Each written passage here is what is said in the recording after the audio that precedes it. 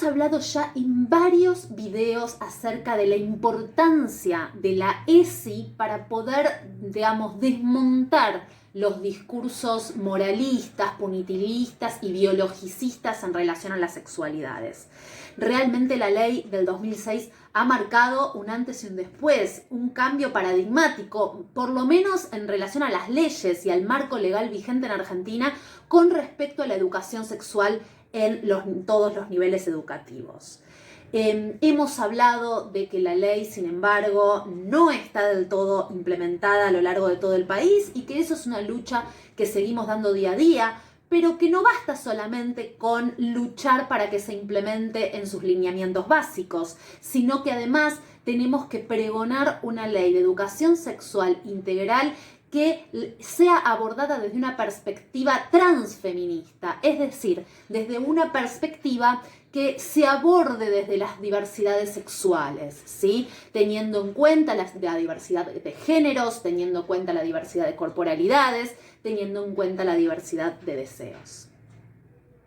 Y también hablamos de la importancia de adoptar una mirada interseccional, es decir, poder ver al sujeto y a las poblaciones con las que trabajamos atravesadas por múltiples discursos en relación a lo normativo, ¿sí? A cómo los distintos dispositivos de poder atraviesan las corporalidades y los grupos, y hay que tener intervenciones teniendo en cuenta todas estas variables.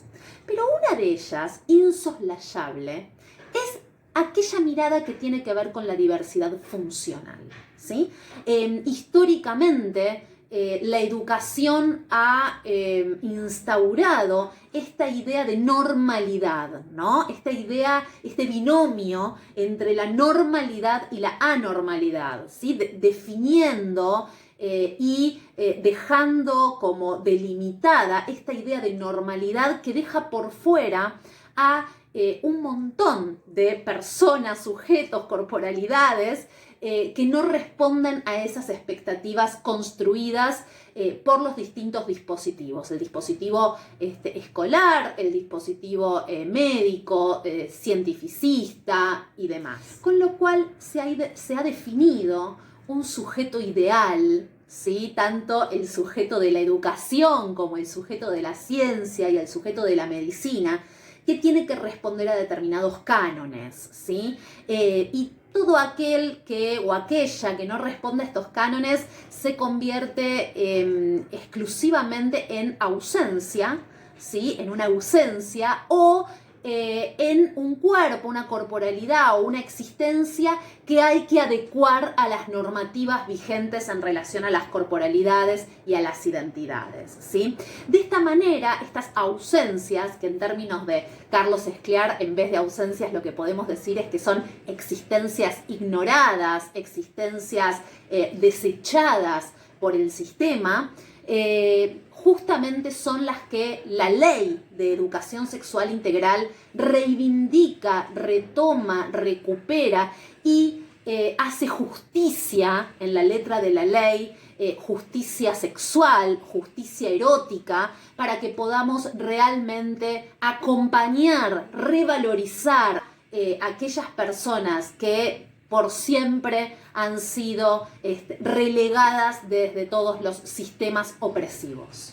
Tener una perspectiva en diversidad funcional tiene que ver justamente con considerar a los sujetos como sujetos sexuados, no sujetos que deben aprender acerca de sexualidad o que podrían llegar a tener una sexualidad. No. Todas las personas somos sujetos sexuados y tener una perspectiva en diversidad funcional para poder abordar la ley de educación sexual integral es partir desde allí.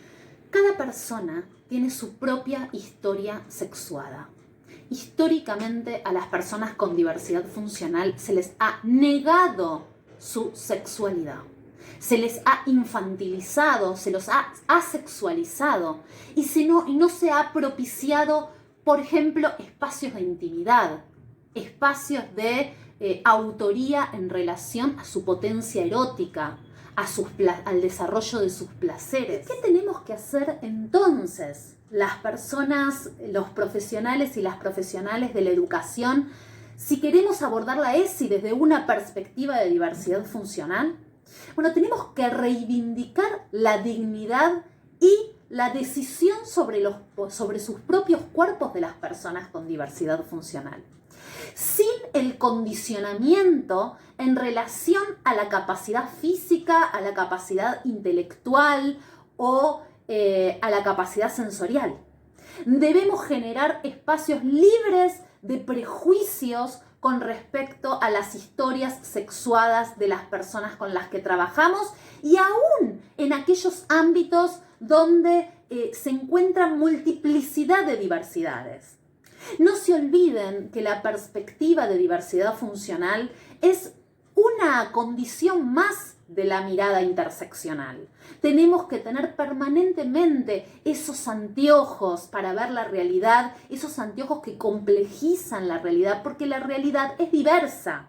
Nos encontramos con diversidad corporal, nos encontramos con diversidad de género, con diversidad de deseos, con diversidad étnica. Tenemos que poder abordar los contenidos de manera transversal en nuestras escuelas, siempre teniendo en cuenta estas perspectivas. Solamente de esa forma vamos a poder generar espacios libres de discriminación y de violencia. Espero que les haya servido este video.